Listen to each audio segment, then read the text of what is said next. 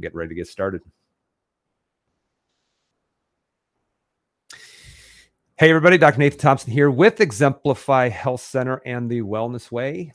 Happy Monday evening, guys. I hope you guys had a great weekend. It is 6:30. I apologize. I decided to go a little bit earlier live just so I can get home a little bit earlier tonight.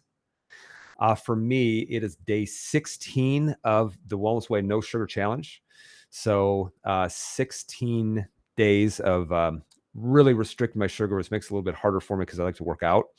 But hopefully, if you guys have doing it as well, let me know in the comments how you're doing with it. It's definitely not easy, guys. But when you see the number of people, I just read some research that says that childhood obesity is rapidly increasing, actually type 1 and type 2. I also saw that gestational diabetes has massively increased as well.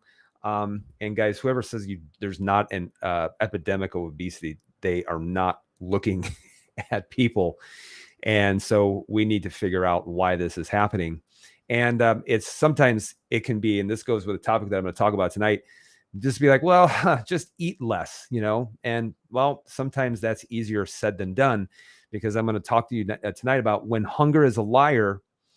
And I'm going to show you the hormones that will make your hunger a liar specifically. So while we're waiting for people to jump on right now, make sure, guys, that you say hello. Make sure you let me know where you're watching from. I always love to see people watching from all across the world. And I really do, guys, read comments. I read all the comments. Sometimes they're good. Sometimes they're bad. Sometimes when I read people's comments, I think to myself, boy, who really hurt this person? Because, man, what would make them lash out so much? Social media is definitely interesting, I should say. So let's talk about when hunger is a liar. And while we're waiting for people to jump on, guys, just an announcement coming up on January 21st, which is going to be this Saturday at 10 o'clock here at Exemplify Health Center. We're going to be doing an in-person event called Approach to Metabolic Syndrome. Guys, really what we're talking about is we're talking about our approach to weight loss. We just have to say metabolic syndrome because social media poo-poos the idea behind weight loss. But we're going to talk to you about weight loss as a result. Not weight loss is the main thing that you need to be concerned about. We're going to talk to you about really the biggest roadblocks when it comes to weight loss. And this is why we're going to mention some things when it comes to inflammation, when it comes to insulin, when it comes to how you should be working out. Guys, even ladies, when you should be working out in order to support your hormones properly. So this is going to be an in-person event. If you're from the Chicagoland area, make sure that you register for this in-person event. Registration is actually going to close on Wednesday, which is going to be in 2 days. And then after that, we're going to close that. And then, guys, for people who are watching all across United States, in Europe, in Asia, also Australia, wherever you might be, we're also going to provide for you guys an online option. And that's going to be on February 4th at 9 o'clock Central Standard Time.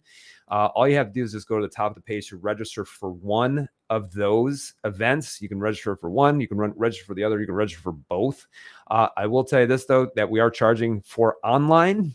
And the reason is just to keep the trolls off of that because they don't want to pay for it. But guys, this actually supports my time and also supports that we have to pay for an online platform as well to stream to webinar platform. Heck, even this software that you're using to go live. There's also a cost with this. So we will be charging, I believe it's $20 for that. You'll also get the replay for that webinar. So we'll be going over, guys, a lot of stuff and specifically some things that maybe your doctor hasn't talked to you about, maybe your wellness influencer hasn't talked about. And so we are looking at things, guys, from a different perspective, not medically, not from, take a this for that approach, but we're going to go dive deep into testing and help you guys understand really what you need to be doing. Or some people say, I need help, but we'll also give that opportunity for you to get help and be able to have people find the Wellness Way doctor that might be in their area or be able to work remotely with them as well. So guys, go to the top of the page, make sure you get registered for that especially. And then coming up, we just finished up our inflammation talk last Thursday night. That was awesome. And obviously we're going to be doing it again, January 31st, 6 p.m., which is a Tuesday, Central Standard Time. It's an in-office event at Exemplify Health Center. And guys, people are blown away when I talk about inflammation, how really that's the first thing that you need to do. And there's other steps that you need to do, but inflammation, guys, is if you want to work on energy, you have to get your inflammation under control. I was just talking to a woman today. She's like, I have no energy.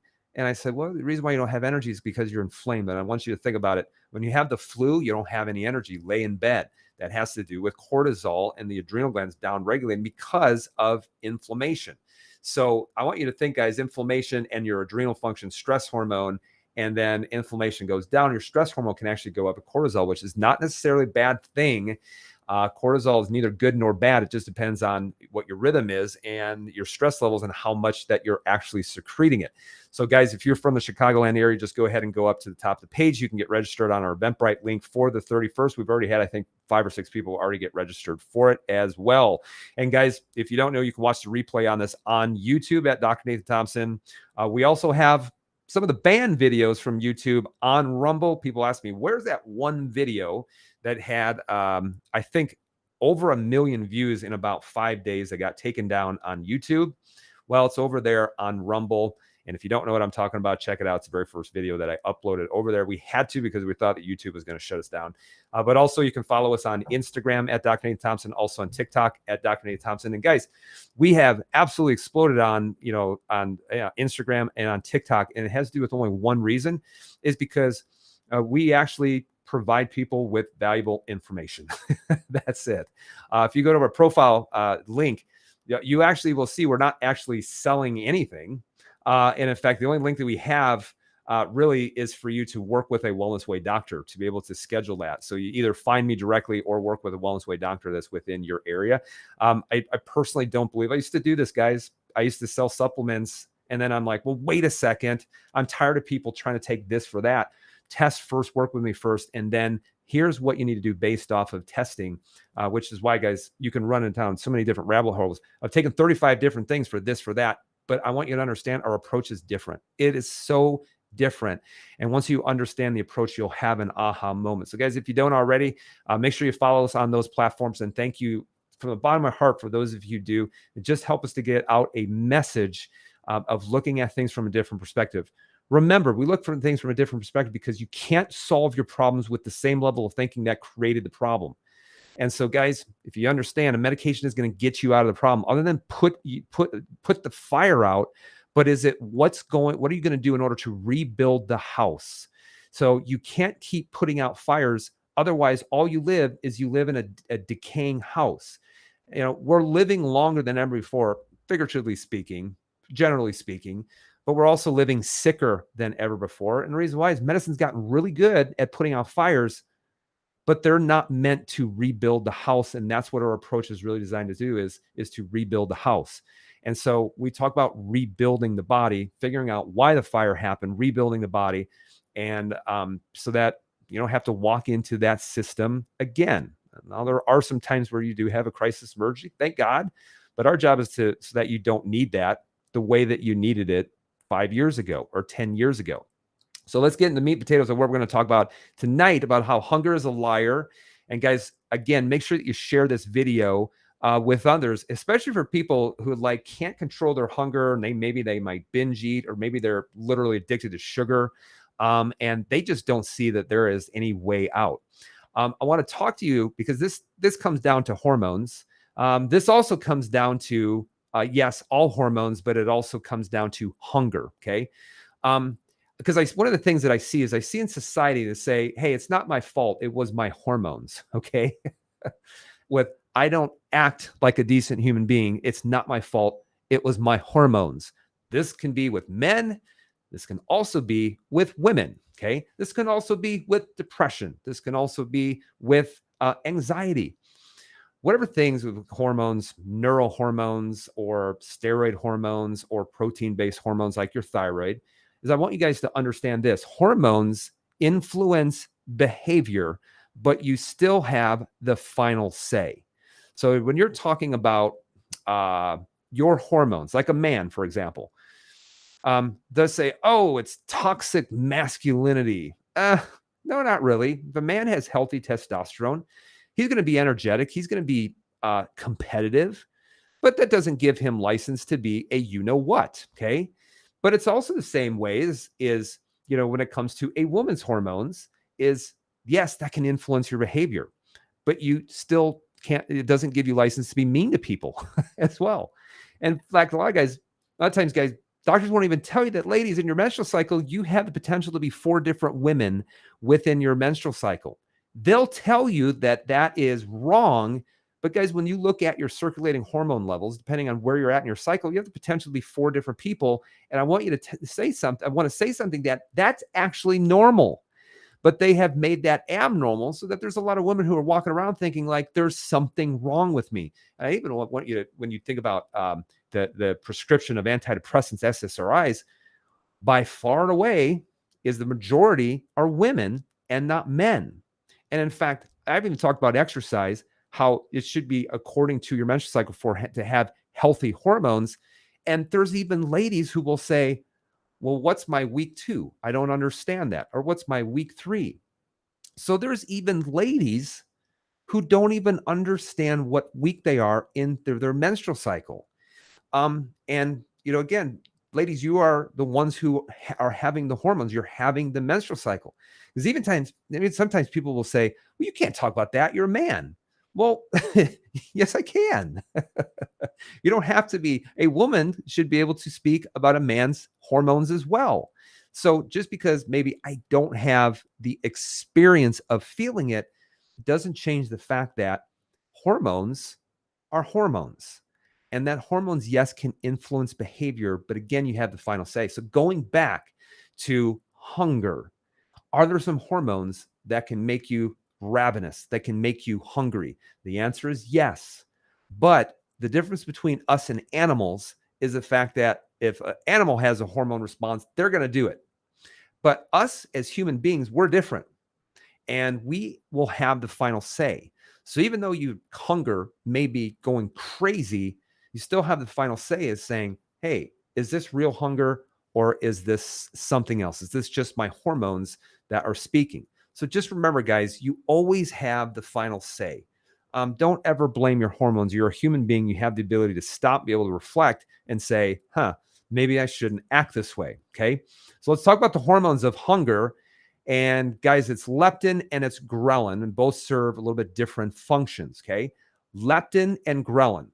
This may be something that you have never heard about. It is something that we test quite a bit in people. Specifically when we're running specific hormone panels, because once you understand what leptin and ghrelin do, you can have a profound effect in understanding why you may not be able to hear your hunger cues. Okay. So I went to the prestigious Cleveland Clinic and they do talk about leptin. Okay. So here's what leptin is. What is leptin? So leptin is a hormone that your adipose tissue or your body fat releases that helps your body maintain your normal weight on a long-term basis. It does this by regulating hunger, by providing the sensation of satiety, otherwise known as feeling full. Here's what's interesting is that scientists didn't even discover it until 1994. I want you to think of that. They haven't discovered that hormone until 1994. And this is what I get a kick out of.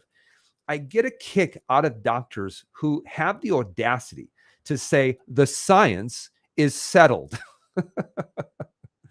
Whatever they're saying, the science is settled, is an anti-scientific statement because science is never settled.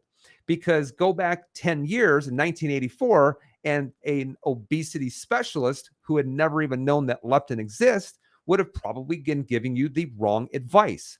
So when people are saying this works now and the science is settled, I say, wait 15 years and you might be singing a different tune. So guys, scientific advancement actually happens when people are willing to say the science is not settled. And this hormone, they didn't even discover until 1994. Now, what is the function of leptin? The main function is to help regulate the long-term balance between your body's food intake and energy use. So energy in and energy expenditure. Leptin helps inhibit hunger and it helps to regulate energy balance that your body doesn't trigger a hunger response when it doesn't necessarily need energy. Have you guys ever been hungry, but you really don't need energy? Leptin doesn't affect hunger levels in food intake from meal to meal, because that's ghrelin, but rather acts to alter food intake and control energy expenditure over a longer period of time to help maintain your normal weight. Leptin has a more profound effect when you lose weight. As your body fat decreases, your leptin levels decrease, which signals your body to think that it is starving. So here's what's interesting, because if you looked at this, in fact, this is what the scientists actually thought. They thought, well, leptin increases when your body fat decreases, which means that you're going to get hungrier. Well, then if you are putting on weight, then why are these people so hungry? Because they should have a tremendous amount of leptin that's circulating, and they should never, ever be hungry. But that wasn't the case. They found as people put on more body fat, they kept getting hungrier and hungrier and hungrier. And they thought, well, what's happening with this leptin? And really, one of the things that was happening is that increase in circulating leptin caused something known as leptin resistance, like insulin resistance. More on that in just a second. So, what's leptin resistance? If you have leptin resistance, your brain, the hypothalamus inside of the brain, doesn't respond as it normally would to leptin. Since it's constantly stimulated by leptin, you don't get the sensation of feeling full or satiated. This causes you to eat even more, though your body has enough fat stores. The seeming lack of leptin and leptin resistance also causes your body to enter starvation mode. In an effort to save energy, your brain decreases your energy levels and makes you use fewer calories at rest. So what happens is with that leptin resistance, you're always hungry and your metabolism starts to go down. And in fact, let me know the hormone that is in fact regulating metabolism of your cells. Okay. So leptin resistance further contributes to obesity and causes additional weight gain in the form of fat stores due to stimulating hunger, decreasing metabolism. Now, here is their answer. Scientists are currently working on developing medications that can treat leptin resistance. Well, of course, because if you have a hormone problem, the answer would never be lifestyle. It would be, how can we tap into a new market, which is what they're doing right now when it comes to obesity and with some of these different insulin secreting medications. And then also when it comes to bariatric surgery. So what are the symptoms of leptin resistance? It's very easy. The main symptoms of leptin resistance are constantly feeling hungry. Interesting. Now, this is why, guys, if you're explaining this from a physiological perspective, this is why when you look at someone who might be obese, have a little bit of grace with them, because, again, their hunger is speaking and it's never shutting up. And so it's very, very hard for these people to say no, because you guys know how powerful hormones are. However, at the end of the day, you still are going to have the final say. Now, Cleveland Clinic further goes on and describes this other hormone known as ghrelin. So ghrelin is a hormone produced by your stomach, okay? This is often known as the hunger hormone. It's got numerous functions in addition to telling your brain you're hungry. For example, it increases food intake and helps your body store fat. It helps you trigger your pituitary gland to release growth hormones, plays a role in controlling blood sugar and how your body releases insulin. The hormone's responsible for processing sugar, putting it into cells, and also to fat storage. And it has a role in protecting your muscles from weakness and bone formation and metabolism. So you might be asking then, what's the difference between ghrelin and leptin? Leptin decreases your appetite when it's functioning correctly, while ghrelin will increase it. So they're performing kind of a yin and yang type of function. Now, ghrelin is going to play a role in short-term control of appetite, while leptin controls long-term weight control. Hopefully, guys, that makes sense to you. So, and to put it into a different perspective, it's kind of like when you're talking about these hunger hormones, leptin is kind of like your thermostat, and it's trying to keep you at a set point. Okay. It's your thermostat. You trigger it down too low, it triggers, the thermostat, and it's going to get the temperature back up to 72 degrees. If it gets too high, it's going to trigger the thermostat, and it's going to use the air conditioner to get it back down to 72 degrees. And really what's happening is that it's doing it and keeping it within this close range of 72 degrees. This actually comes to this whole idea of what's the preferred body fat for a human being? And people will go up in arms when you say, well, what is the preferred body fat percentage? I made a statement. I said, really, for men, 18 to 22%, women, 25 to 30%. People think that's obese, but it's not, just so you know. But we're talking about from a longevity.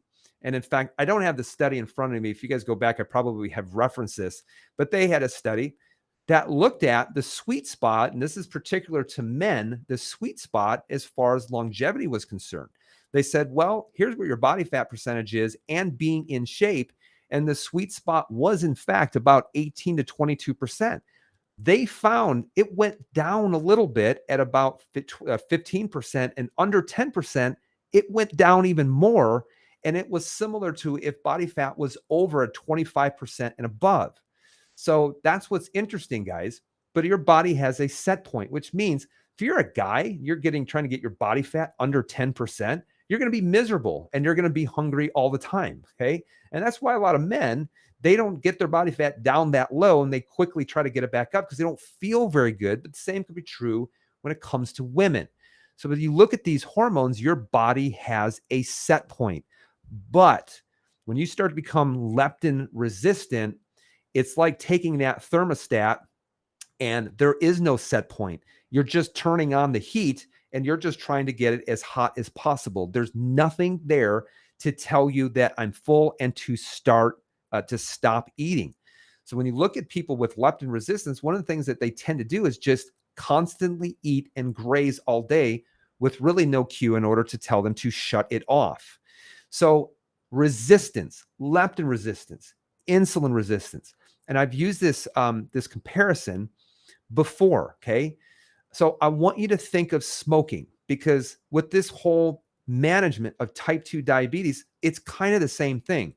So I want you to think of this. If you've ever smoked, you don't have to say that you have, but you've seen people who have smoked. Think of this. They never start off by smoking a pack a day. It may be one cigarette, and they get a buzz. They do that for a little while, and then maybe after a month, then they go to 2 cigarettes. Then they go to 4, then they go to 6, then they go to half a pack a day. But the end game is always that in order to get the same effect, you're going to need more nicotine in order to have the same effect, in order to have the same buzz. And this is why people, when they start out, they're not like, man, my goal is to be at 2 packs a day and just really light my body up. But there's a lot of people that end up being at 2 packs a day because they become nicotine resistant.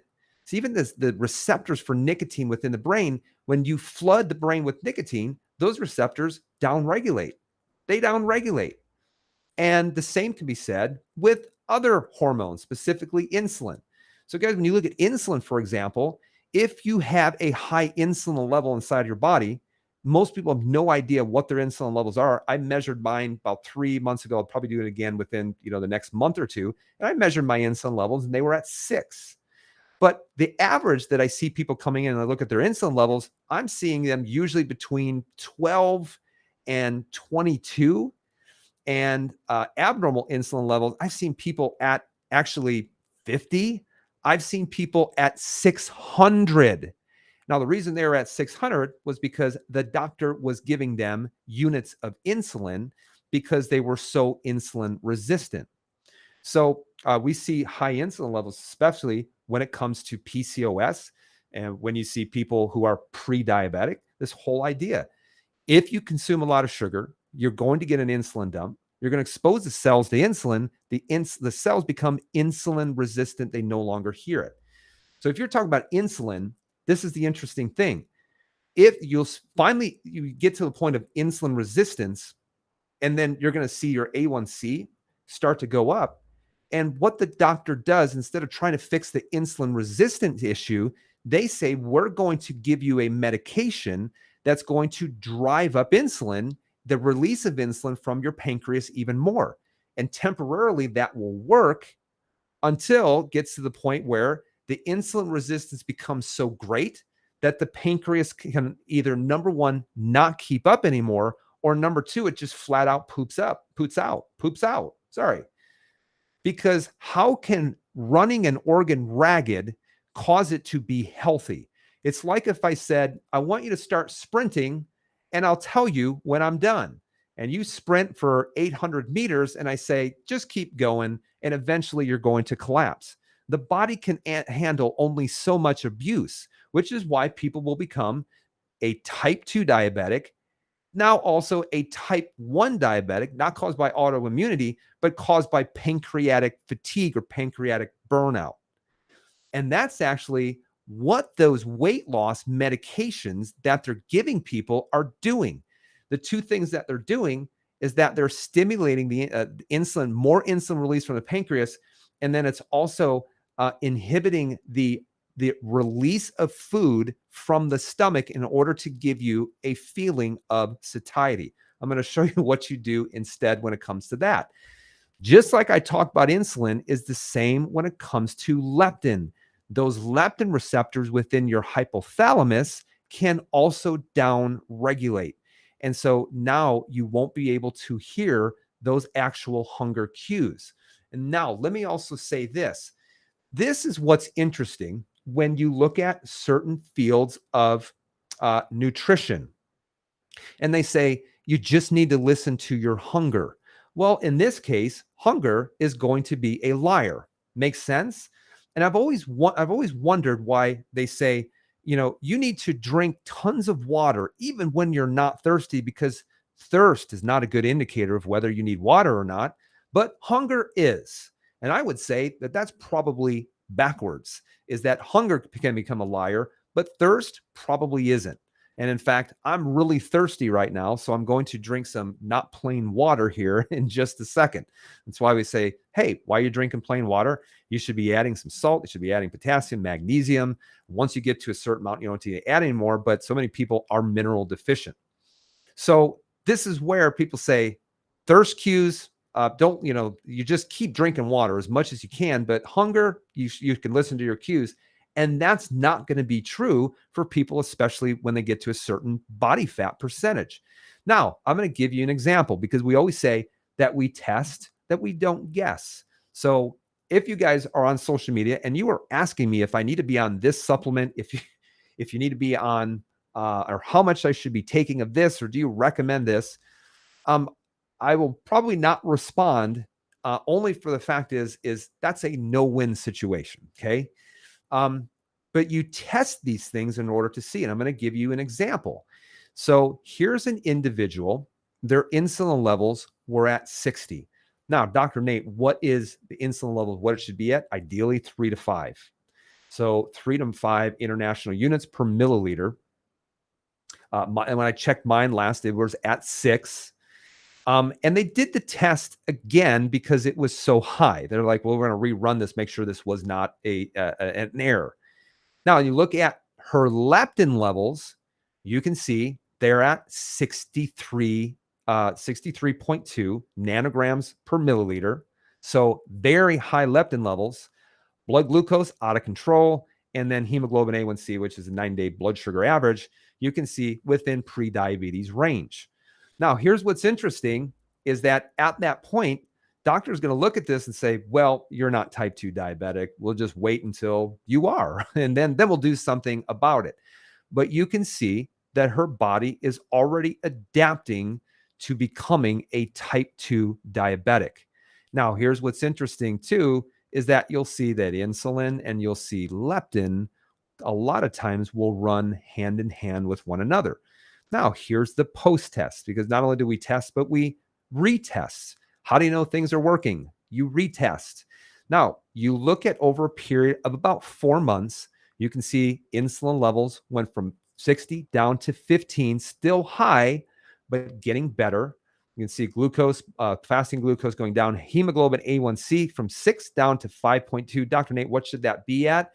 Well, I say 5.3 or lower. And the reason why is that research with neurology shows that 5.4 or over will accelerate brain aging or brain shrinkage or brain atrophy. So your brain atrophies at a certain point every single year. But if you want to accelerate it, get your A1C levels back up, because remember, blood sugar affects the nerve system first, which is why you see so many diabetic neuropathies. So yes, your neuropathies in your feet, but your brain is also nerve tissue too. And so now you also will look at her leptin levels. So you can see the leptin levels went from 60 down to 34, still high and needs to get better, but you can see that they're starting to go down. Now, why did those go down? Why did insulin go down? Well, because one of the things that we did is we massively restricted her sugars. Like hello, no sugar diet here. And then there are things to help slow the absorption of sugars and to help with the pancreas. If you guys go back and look, I did the Gymnema taste test. Gymnema hack, that's so that all of your sugar tastes like cardboard for 3 hours, but gymnemic acids help to slow the release of sugar to the liver coming from the intestines. So it helps to stop doing that, which means that some of your sugars aren't going to be absorbed through the intestines and go to the liver. It doesn't replace a healthy lifestyle, but in her case, that's one of the things that we use for a rather long period of time. So when people say that there's no way that you can heal from type 2 diabetes, guys, we do it all the time. I should say this, our patients do it, because I just lead them and guide them in the right direction. But ultimately, they're the ones who are responsible for making those changes. So don't ever let a doctor say that it's not possible. The reason why it's not possible for them is because they don't have the right perspective. So it comes from a different perspective. Let's talk about then controlling your hunger. Long term, here's what you need to do. You need to lose body fat. That's what it comes down to. Lose body fat, not weight, because there's a million ways that you can lose weight. If you lose inflammation, you will lose a lot of water weight, but to actually lose body fat as far as controlling your long-term hunger. Decrease your leptin levels and become more sensitive to it. How do you become more sensitive to leptin? Decrease how much it's secreting. How do you become more sensitive to insulin? Decrease what is causing the insulin release, which is going to be the overconsumption of sugars. How do you become more nicotine sensitive? Stop smoking. And yes, sometimes going cold turkey is the best way to do it. But if you go cold turkey, especially when you're talking about insulin, you're going to have uncomfortability for up to 2 weeks. It's not a great feeling. And it's going to be hard. But like I say, life is hard. You can be hard doing the right things, or it can be hard doing the bad things. No matter how you cut the cookie or cut the cake, life will always be hard. Now, choose your hard. Do you want it to be hard getting better, or do you want it to be hard while you continue to get sick? So you have to lose body fat. Number two, short term, when we're talking about meal to meal, well, what things you have to do is keep your stomach stretched. Okay. Keep your stomach stretched, meaning have food that stays in your stomach for a longer period of time. And what are the foods that stay within your stomach for a long period of time? Fat and protein. And in fact, protein stays in your stomach for 3 to 4 hours. Why? Because your stomach acid is breaking down those proteins, trying to break them down into amino acids. And this is why when dietitians say you need fat, you need protein in order to help with hunger, they're absolutely right. But many times they can't tell you why, because they just learned it from a textbook, or that's what they were told. So eat more fat, eat more protein is going to stay in your stomach. Here's what's interesting is that some people who have a lot of stomach inflammation, they're like, I'm never hungry. Well, because a lot of times when the stomach is inflamed, the stomach is distended. And if the stomach is distended, the brain thinks it's always full. So eat more fat, eat more protein. And another way, though, to start controlling your hunger is start regulating your blood sugar. Stop eating so much sugar. The last time I checked, if I eat a Butterfinger, I do not want one. I want 7 of them. Why? Because they are tasty, quickly broken down carbohydrates, and also with a lot of damaging hydrogenated or partially hydrogenated oils. Not good for you. Okay. So lose belly fat and then eat more fat and protein at every meal. But Doc, I know someone's going to ask this question. Doc, I get tired and shaky and dizzy when I'm not constantly eating. You know the people who say, oh, I have a problem regulating my blood sugar, so I need to eat every 2 to 3 hours. Guys, you will not die from this happening. If you're constantly having problems regulating your blood sugar, it means that you cannot tap into fat to use it as an energy source to tap into, uses water to metabolize as energy and water. That's all fat will do. Turn it into energy or into water. So if you would try to fast, for example, for let's say just 6 hours, and you're getting tired, shaky, and dizzy when you don't eat, you are hypoglycemic and you cannot convert your fat to use it as an alternative energy source, which is why then you keep eating sugar all the time. Now, I don't recommend fasting for women who are, that are actively cycling. Doesn't make much sense when you start looking at your hormones and how it relates to progesterone and stress hormone. But intermittent fasting would be okay. That's not considered true fasting. But for a guy, one of the ways that can really help men is have them fast for 3 days. I did 9 fasts for 3 days last year. In about a little over a year ago, I fasted for 6 days straight, which was just water and minerals. And I just wanted to do it because it was hard. And that's why for me as a doctor, if I recommend something to a patient, I've already done it. I've already done it. I'm not the doctor standing with a stethoscope and with a lab coat that is looking all important and saying, well, you just need to diet and exercise, a little bit more, while, they're having their croissant and their donut from across the desk. So when I tell a man, you need to do a 3-day fast, they're saying that sounds too hard. I said, no, hard would be doing it for 6 days or doing it for 7 days. You can sure as heck do it for 3 days. And by the way, I talk to men and women differently. All right. Men, I'm a little bit tougher. Women, I'm a little bit more gentle. Okay. But why do you get shaky and everything? And I'm going to tell you is that if that happens, you have a fat metabolism issue. Okay. Fat metabolism issue. And it is at the liver that metabolizes your fats to turn it into energy and into water. So if you're having a problem with fat metabolism, I'm going to tell you something. You also have a problem with other things that require metabolism at the liver, like your estrogens, like bile acid formation, like detoxification. So all of those things are responsible for the liver. Yes, the liver detoxes for free, but it won't if it gets inflamed. It won't if it gets scarred. It won't if you don't have enough of the enzymes, the constituents, in order to make the enzymes that's required for those conversions. That's why there are certain herbs that work really well when it comes to converting certain hormones or converting fat into energy and water, and also to protect the liver when it is undergoing an increase in detoxification or an increase when it comes to conversion.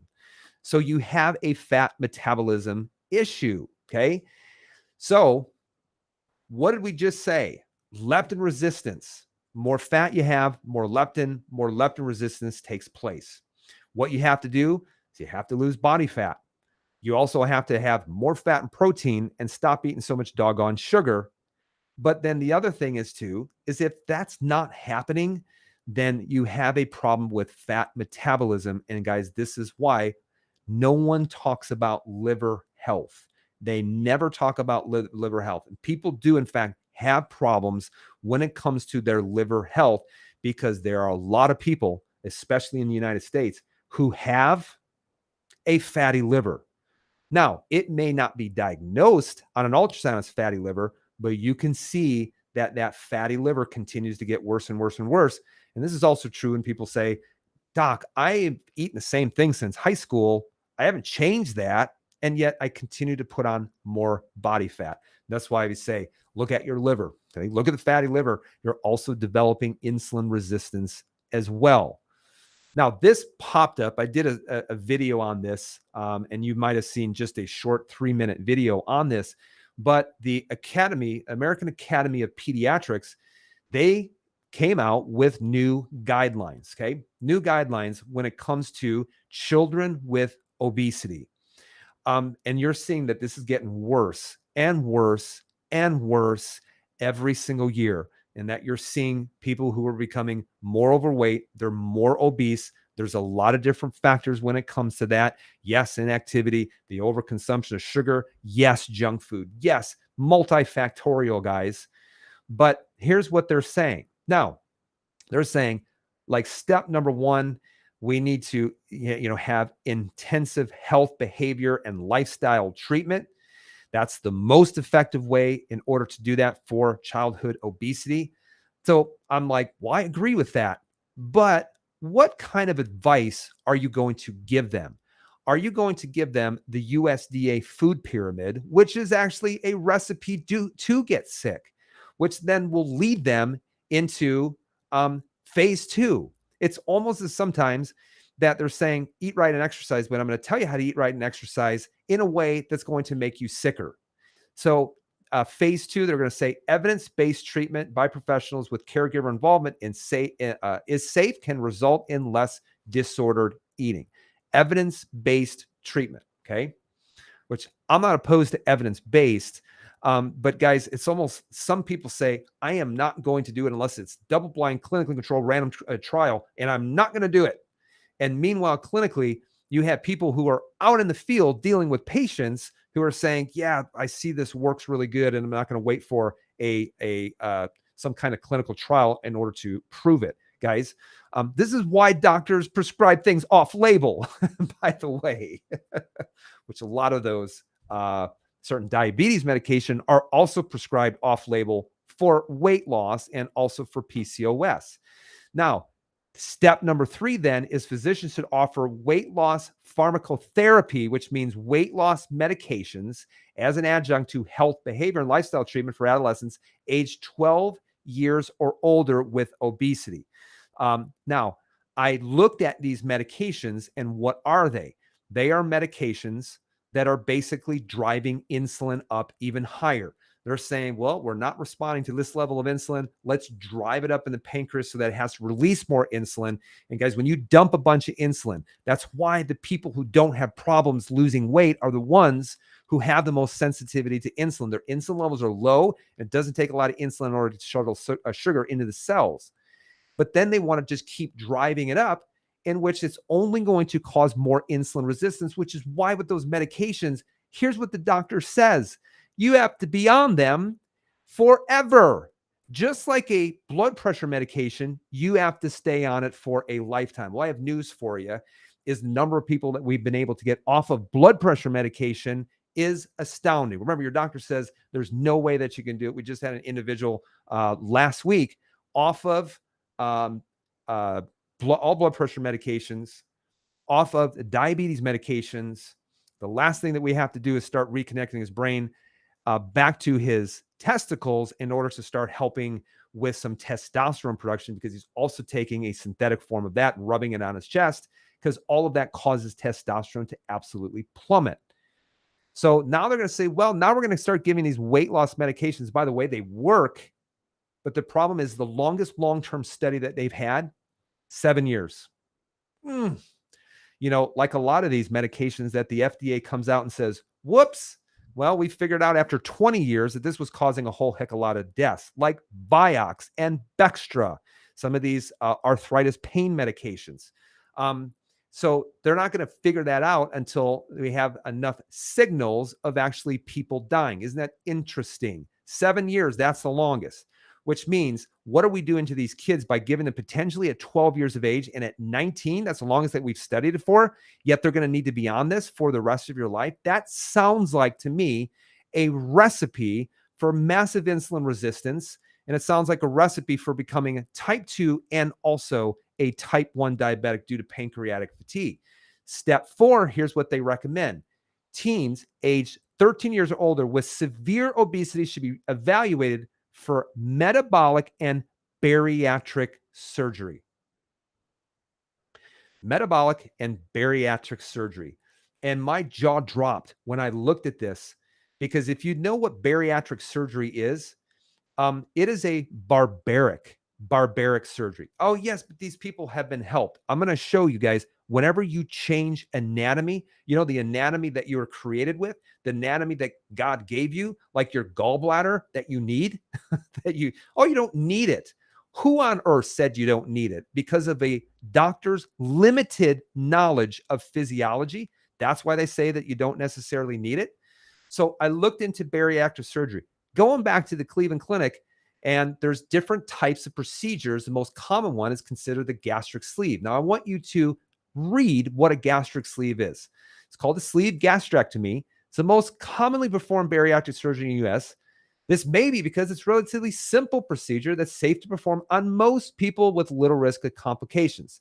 The gastrectomy simply removes a large portion of your stomach, about 80% of it, leaving behind a small tubular portion, like a sleeve. This naturally reduces the amount of food you consume in one sitting and makes you feel fuller faster. Interesting.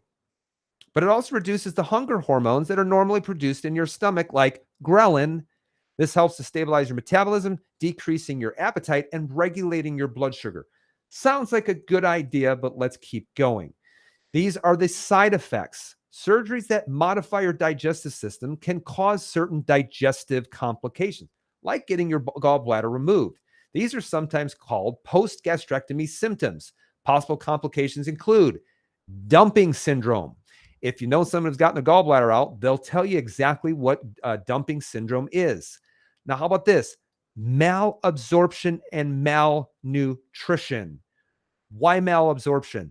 The reason why is because, guys, you need stomach acid and the right amount of surface area in the stomach to be able to break down your proteins, to be able to sterilize your food, to be able to absorb iron, to be able to absorb B12, to be able to absorb minerals like calcium. So now they are modifying that stomach and now can be causing malnutrition, but they have an answer for it. Can also cause bile reflux, which means bile ends up going into the stomach. That's not very good, because I've seen that happen in people, especially with very sick livers. So bile reflux can erode your stomach lining, leading to gastritis and stomach ulcers, and then gallstones, meaning rapid weight loss can send a large load of cholesterol to your liver to process. And then what happens is you can develop gallstones. Gallstones are basically dehydrated cholesterol stones within the actual gallbladder. Now, your healthcare provider may give you a prescription medication to prevent gallstones after surgery. You see how crazy that it gets, that we're going to do a surgery, give you medication because of what the surgery can actually result in. Now, here is why doing a gastric bypass works. Here's why it works. Here's why people lose a tremendous amount of weight. The reason for the weight loss is really because they put them on a 500 to 1,000 calorie diet after the surgery. Why is it 500 to 1,000 calories a day? That's about all that they can fit into that stomach. But here's what's so interesting is that if that works for a little while, but if you don't change up here, which is not addressing the emotional aspect of food, the addictive nature of food is that they can then stretch the stomach back out. So why does it work initially? 500 to 1,000 calories per day, which begs the question, what if we just put these people on 500 to 1,000 calories a day in the first place? Well, they won't follow it. We need to restrict it. Guys, remember I went back and said this at the very beginning. Hunger is a liar in that case, but also hormones will influence your behavior, but ultimately you have the choice, which is why, guys, that if you never address the emotional aspect of food, you can cover it up, you can surgery it, you can give medications for it, but ultimately you will end up the same, if not even worse. So here's my questions. Maybe there's someone who does these surgeries. Maybe they can answer these questions in a way that makes sense. Number one, how well will you be breaking down your proteins with a gastric sleeve? I'm going to say not very well. How well will you be absorbing nutrients in your small intestine with a gastric bypass? Not very well. Where are the long-term safety studies on changing the anatomy of the gastrointestinal system? And we're really, really talking about longer than maybe 10 or 15 years. Because if we're recommending this in a 13-year-old, okay, what's it going to be like when they're 43? Now, why do the obesity specialists recommend iron, calcium, and B12 supplementation after the procedure? The reason why is because you're going to need to take a lot more of it because there's going to be a smaller surface area for those things to be able to absorb. And there's also going to be less stomach acid. And the final question is this: does this procedure address the emotional aspect of obesity and the emotional aspect of eating? Guys, I'm going to tell you something. Full disclosure. I remember growing up, I was absolutely addicted to sugar. Now, I ran it off by playing sports, but for me, it actually made me feel really good. When I was stressed, I didn't turn to alcohol, but I turned to a 6-pack of Coke. That's what I turned to as well. There was an emotional aspect to what I would eat, and it was very tough growing up for me to be able to overcome it as an adult. But you know what made me overcome it was first realizing, hey, maybe this is an addiction. So, guys, we can be literally addicted to anything. We can be addicted to heroin. We can be addicted to cocaine. We can be addicted to alcohol. We can be addicted to work. We can be addicted to our phones, because what those things are doing is they're replacing something that's empty inside of us. And if you don't address that, you can cut it, you can poison it, you can try to outsmart it. But ultimately, if you don't address this up here, it's just going to come back, which is why there is not a 100% success rate when it comes to even having a gastric sleeve.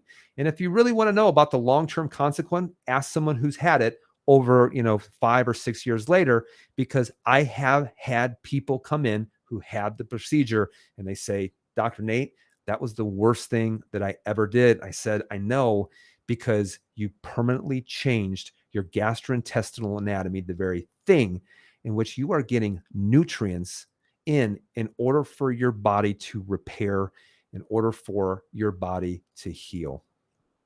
So guys, I hope you enjoyed that. I hope that made sense to you. And again, please share this video with other people to help them get a different perspective when they're talking about hunger, when they're talking about weight loss, when they're talking about the problem that we have today with food, with the emotional aspect to it, but also the chemical aspect of it as well. And again, guys, if you are from the Chicagoland area, coming up this Saturday, January 21st at Exemplify Health Center, 10 o'clock in-person event, Wellness Way Approach to Metabolic Syndrome, also known as the Wellness Way Roadblocks to Weight Loss. We're even going to get into exercise. In fact, how a person should be exercising. I had somebody on Instagram actually say, does this guy even lift? I do. want to see a picture, I'll show you a picture. But I love these drive-by commentators. Oh my goodness. All right. And then online, guys, you can go to the top of the page at Dr. Nathan Thompson on Facebook. You can also go to the top of the page on Facebook, Exemplify Health Center. I think I have a link on Instagram as well, in which you can go to our upcoming events. This will be online. You can go to our Eventbrite link, February 4th, 9 o'clock a.m. Central Standard Time, just so you know that. And we'll talk about this online. And also, guys, because we've had so many people reach out and connect, I'll give you actually how you should connect with the Wellness Way doctor. Number one, from your area, if not, how to work with them remotely. So, guys, again, I hope you guys enjoyed this. And if you did, please share this video. I always appreciate your shares. I always appreciate your kind words. I also appreciate even your criticism as well. If you disagree, let me know why you disagree. But just be kind. That's all you have to do, is be kind. Heck, I look at things I disagree with, I just keep scrolling. And the reason why is because I'm secure. I'm secure in what I know and what I believe, but I'm also not opposed to looking at things from maybe your perspective. So guys, be well, be blessed. I hope you have an awesome week. I may be joining, coming back on again, maybe Wednesday, maybe Thursday. So we'll see you guys very soon. And I hope you guys have an awesome evening. Be well.